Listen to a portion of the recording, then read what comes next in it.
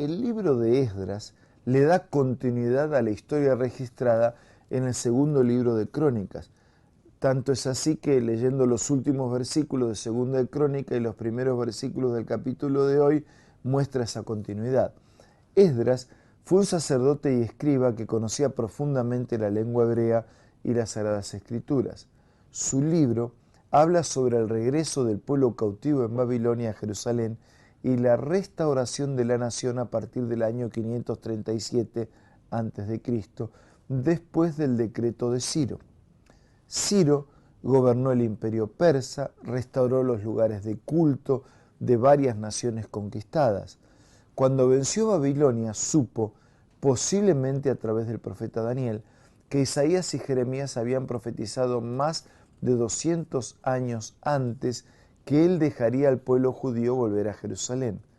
El gobernante decidió obedecer al plan de Dios y por eso emitió el decreto mencionado en el capítulo de hoy. Reconoció que Jehová, el Dios de los cielos, le había dado el dominio para cumplir esa misión y ordenó: quien haya entre vosotros de su pueblo, sea Dios con él, y suba a Jerusalén que está en Judá, y edifique la casa a Jehová Dios. Él es el Dios. Los versículos 5 al 11 muestran cómo esa orden se cumplió. Los tesoros que fueron robados de la casa de Dios por Nabucodonosor fueron devueltos. Un grupo de judíos volvió a Jerusalén bajo el liderazgo de Zorobabel y otros para la reconstrucción del templo. La primera gran lección que aprendemos con este capítulo es que el Señor está al control de la historia. El versículo 1 ya comienza diciendo que la orden de Ciro fue dada para que se cumpliese la palabra de Jehová por boca de Jeremías. La segunda lección es que Dios usa a las personas para cumplir su voluntad, para cumplir y alcanzar sus propósitos. Él despertó tanto a Ciro como a los judíos que regresaban a Jerusalén, como dicen los versículos 1 y los versículos 5. La tercera lección es que Dios nunca pierde. Cuando los babilonios destruyeron el templo y llevaron los tesoros de Dios, muchos pueden haber pensado que el Señor había perdido la batalla, pero la Biblia nos muestra claramente que esas riquezas en realidad nunca salieron de sus manos y en el momento correcto Él las devolvió a su pueblo para que nuevamente fueran usadas para su gloria. Cuando miramos hacia atrás, podemos ver cómo Dios nunca se olvidó de nosotros y siempre cumple sus promesas. Sí, amigos, el Señor cumple su palabra.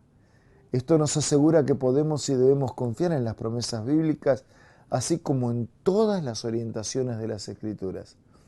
Es aquí, en su palabra, donde Dios promete que pronto todos los pueblos se reunirán para adorarlo, no en un templo terrenal o en una ciudad hecha por los hombres, sino en la ciudad celestial, que fue prometida a todos los que lavan sus vestiduras en la sangre del Cordero. Entonces, incluso antes que los problemas y obstáculos de la vida,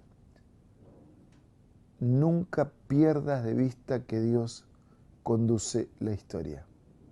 Él llevará a su pueblo hasta su presencia definitiva de una vida para siempre. Vamos a orar. Gracias, Señor, porque tu palabra es confiable. Gracias porque nunca pierdes. Gracias porque siempre restauras. Ayúdanos a confiar, a depender y a ser victoriosos en tu palabra. Si alguno de nuestros amigos, hermanos, está pasando un momento de dificultad, que puedan permitir tu actuación y que puedas actuar en favor de su salvación y en favor de su restauración. Oramos y agradecemos en el nombre de Jesús. Amén. Un abrazo, hasta mañana si Dios quiere.